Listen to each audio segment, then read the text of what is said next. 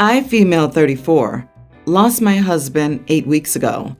I'm trying to stay collected and welcoming to all the supportive family members who come to offer help. My sister is the most supportive one, although her husband sometimes acts inappropriately, especially after he told me that I'm now burden-free and can live my life, given that I was my husband's sole career. I try to let go of those comments, thinking he didn't know any better. He, my sister, and my family came to visit last week. They cooked dinner for me and kept me company for a bit. After dinner, my brother-in-law asked for a minute with me inside the kitchen. He started telling me about a coworker of his who's single, then listed everything good about him. I was confused as to why he was telling me all that. He then reached out for his pant pocket and pulled a piece of paper out with his coworker's phone number on it, telling me to give him a call sometime. I was floored. I couldn't really tell if he was joking or what, but he looked serious and kept insisting I take the number. I lost it. I started yelling at him that my husband had just died, and he was out of his mind to try to hook me up with a coworker of his. He tried to explain that it wasn't like that and offered me something helpful, but I didn't know what he meant. I called him disrespectful, then yelled at him to get out of my house. My sister and the others ran into the kitchen, not knowing what was going on. I told them, then pressured him to leave my house. But my sister asked that I calm down, but I couldn't. He left, then my sister left quietly. After I'd calmed down, I sat with my family, said I was right and that what he did was not okay. Still, I needed to keep in mind that he and my sister helped so much by cooking for me, comforting me, and doing so much for me in these difficult times, so I shouldn't have reacted like that and could have been a little more considerate and graceful. They said kicking him out was too much, and I should call him later and talk things out, ruin my relationship with him and possibly my sister. It's been days and I haven't called, and my sister hasn't visited or called, which means she's upset with me. And now I'm beginning to think they're most likely hurt because I acted ungrateful for everything they've done for me. Not the idiot. I can't tell if your brother-in-law is an actual jerk or just astoundingly lacking in empathy and social judgment. Still, either way, his actions were wildly insensitive and inappropriate, and your actions were completely understandable. You don't owe anyone an apology. What he did was outright callous. You can't call your sister and say that you appreciate everything that they've done to support you since your husband's death, but that your brother-in-law's offer was too soon and misguided, and that in your grief, your reaction was amplified. If he's willing to apologize for his lack of tact, you can apologize for the force of your reaction. You did not overreact. I think he should be the one to make the first gesture towards reconciliation, but he has proven he lacks completely in compassion and sense. So if you feel like it, this could be a way to move past this. Not the idiot. I'm autistic and know that this is a bad idea. I usually have a hard time understanding facial expressions and body language, but grief is a pretty obvious expression, and I usually don't miss it. This guy was playing a game called I'm Only Trying to Help, where he offered an unhelpful or offensive solution to a problem, or you didn't ask for help. When the help is offensive and rejected, the payoff is confusion and attention for the guy and anger for you. The easy solution is not sister's husband the attention and confusing rejection he wants. The fact that he pulled you into another room to do this, as if he alone understood you at that moment and wanted to be privately acknowledged for doing a good thing, is a huge indicator that he's being selfish and wanting praise for the gesture. The burden comment is a huge red flag. He sees the caretaking of a loved one as an interruption of his life, which should be concerning for your sister. My younger brother Sean is getting married soon. He sent out invitations that included everyone in the family. I found out that he was going by the no plus one, unless engaged or married rule. I felt confused since I've been in a long-term, 7 years now, relationship with my girlfriend, and I was counting on having her to come with me to the wedding. I asked Sean and his fiancée about it and asked if they were aware they were excluding my partner with this rule, and they gave a too bad, so sad type of reaction. But I told him, all right, then he shouldn't expect me to come either. He freaked out and called Mom, who said since I'm the oldest in the family, my presence at the wedding is a must. So I told them I would attend the wedding under one condition, to have my girlfriend attend with me. Sean tried to pull the she's not official and she's not family crap on me, but I told him enough. I remained calm yet strict with my condition. Mom said my girlfriend can miss one event, no big deal, and said I shouldn't be putting conditions on my brother's wedding to force his hand like that. I said that is all I have, and left after a huge meltdown from my mom and Sean accusing me of trying to alter the wedding, disrespecting their beliefs, and pushing my own on them. Oh, and went as far as accusing me of planning to steal the event so I could propose to my girlfriend.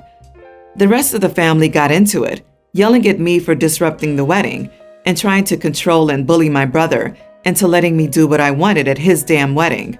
They said it wasn't up to me to put conditions and went on about how I should support him as his only sibling and a father figure since dad is deceased. But I think I'm trying to stand by my girlfriend in our relationship that means so much to me, but they see it as me choosing her over my brother. Am I the idiot? Not the idiot. I'm a big fan of a no ring, no bring rule to avoid randos, but once a couple reaches the 5-year mark, I think the spirit of the ring is implied, and it's rude to not invite them as a named +1. Your family is being awful to the woman you love. They're awful people. Thank you for sticking up for the lovely woman you chose and who chose you. Not the idiot. 7 freaking years? How long has he been with his fiancée? Actually, it doesn't matter. Couples who live together are common law after less than 2 years in most places, and many couples opt not to marry. By year 7, I'd be referring to your girlfriend as sister-in-law. He's the idiot here, and he's alienating your girlfriend. Your parents should be on your side. Yes, Sean has been with his fiancée for a little over 2 years. I might have been out of line with this condition, since it's not my wedding to make or change the rules, and also me threatening not to attend, knowing Sean sees me as a huge support. I still feel bad. He is invalidating your relationship, and it's an insult to you and your girlfriend. This whole culture of it's my wedding, I can be an idiot if I want, needs to get in the bin. And then to accuse you of choosing your girlfriend over your brother? The brother was the one who chose to exclude OP's partner over having him there. He set the rules for his wedding. You just complied. OP, if it were me, I'd show up at his wedding to propose and then go in as an engaged couple. But that's just me being petty. So you should probably not go to the whole affair. I, female 30, live with my husband 35 and 3 children. I work as a freelance artist from home, and my husband works long hours driving. As a result, I do most housework and look after our 3 children. When he's off work and home, he takes on his fair share. Our lives mean that we don't have much free time. I enjoy cooking, and as a mom, I make sure to give my children a wide variety of foods to eat. I want them to appreciate different cultures, flavors, and different types of cuisine from all around the world, and to grow up kind and respectful of others. So a few days a week, 3 out of 7 of my children and I cook together and make a recipe from another country. We all enjoy this, and it gives a perfect segue into learning about a foreign country. On the other hand, my husband has a more plain palate and prefers simpler English dishes that he grew up with, such as pies, fish and chips, roast dinners, etc. We eat plenty of meals like this too. A week ago, we hired a babysitter and went to a friend's house for dinner. They cooked a beautiful vegetarian pie with mashed potatoes and vegetables. My husband turned to them and said, "Oh God, finally, a decent meal for once. OP is always cooking these awful smelly dishes." Hurt, I looked at my husband and asked him what he meant, and he said that he only puts up with it because he doesn't have time to cook something decent for himself. The meal was a little awkward after that, but neither of us brought it up again while there until we came home. I told him that I wouldn't stop cooking foreign food with the kids, and if he didn't like it, he would have to cook something himself. He once again said that he didn't have time for that, and I should just cook him something he likes at the same time, which I refused to do, mainly because when he comes home after work, he spends all his time up until bedtime gaming. This is around 4 hours of time after he comes in, so he has plenty of time to cook a quick but decent meal for himself and enjoy his hobby. Once again this week, I cooked with my kids, And like I told my husband, I didn't leave him any. He was angry but ordered takeout. He went around to his parents' house the second time, and his mom cooked for him. The next day, I got a phone call from my mother-in-law saying I was an idiot for not cooking for my husband and that I spent all day doing my hobby, my actual job. And why shouldn't he enjoy his hobby? Which again, he still can and does do. I also still cook for him when I'm not cooking anything foreign. Am I the idiot for refusing to cook for him on these days? Edit. Bills are 50-50. As yes, as an artist, I do make enough to support my family. My husband isn't the sole breadwinner. Not the idiot. He was an absolute idiot for making that comment in front of company and for his wording. He didn't want smelly food? Well, you did as he asked and didn't leave him a share, so he wouldn't be forced to eat it. No matter how little time one has, everyone has 5 minutes to do an omelet. Cut some mozzarella and some tomatoes on the side. Sprinkle salt, basil, and oil, and boom, food. If he doesn't want to do that, and he has to run to mommy to feed him, then there are way larger issues than his childish palate. Maybe mozzarella and basil are too exotic for his fragile palate. Your husband is an adult and more than capable of cooking for himself. If he has time for gaming, then he can find time to cook himself a decent meal. Also, I'm so fed up with adult men running to their moms when they have any problem with their spouses.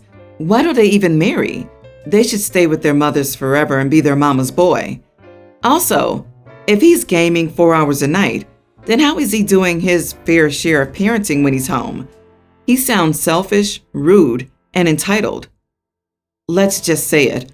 Most women are conditioned to think a man doing anything except moving and pumping gas is extra.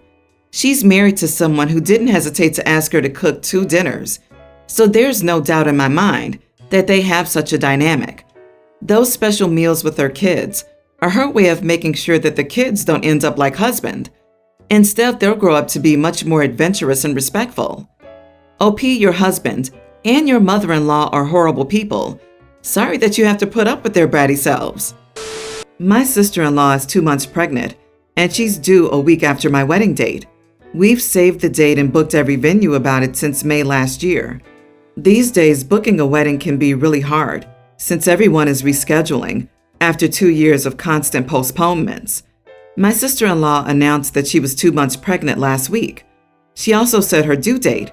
We congratulated her and we were really excited.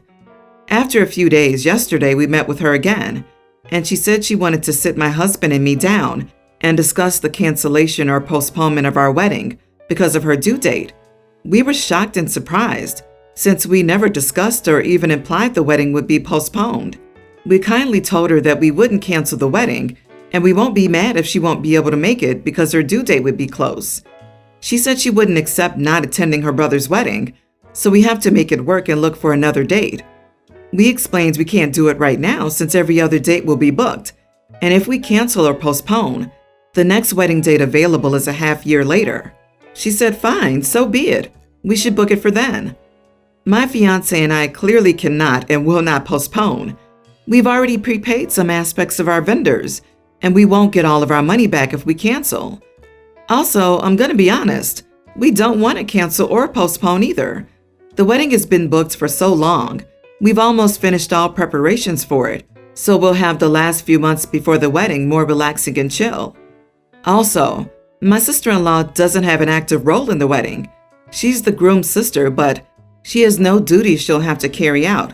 She can attend and sit in a chair and feel more comfortable and leave whenever she gets tired. She can also choose not to attend if she doesn't feel comfortable. Even if she had duties, I'd find it perfectly reasonable for her to back out. My in-laws have all gotten involved now, and they're trying to pressure us to postpone the wedding, because if we don't, my sister-in-law will probably not attend, and she thinks it's unfair not to be present at her brother's wedding. My fiancé and I have not changed our minds, but my sister-in-law claims we're very selfish for not thinking about her feelings too and changing the date. Am I the idiot for not postponing or canceling the wedding? Ha! I'd have said, well, sister-in-law, why didn't you consider our wedding date when you conceived the baby? Is any of the family who's pressuring you going to pay the cancellation fees to move a wedding to another day? I doubt it. You're not the idiot. Wedding is booked. I hope you both have a lovely day. Remember, it's your special day, no one else's. But holy heck, why is everyone enabling sister-in-law? That seems like an issue all on its own. It sucks she won't be able to attend, but these things happen, and she'll just have to accept it. Maybe someone can live stream it for her, if it's essential to keep the peace, perhaps. One of my groomsmen ended up hospitalized the day of our wedding back in September. His wife was a bridesmaid, and of course she had to be by his side. It was really easy to get a phone stand, set up a Zoom link, and have someone else press play, and they managed to be a part of our day even when they couldn't physically attend. It's so easy these days. Yes, this is exactly what Zoom is for. There's a reason she dared to shame OP for not canceling her wedding for her sake, and that the parents thought this was a reasonable suggestion. I mean, seriously, I would be embarrassed ever to assume anyone would postpone an entire wedding just for me. So in other words, this isn't really about the importance of sister-in-law attending your wedding, as much as it's about sister-in-law wanting all of the attention for herself. Since last year, I, 30 male, and my fiance, 32 female, have been searching for a new apartment. My fiance wants to be closer to her family and hates the commute from the apartment.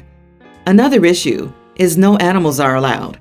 My brother, 34, passed away in November 2021, and we adopted his dog, Doug.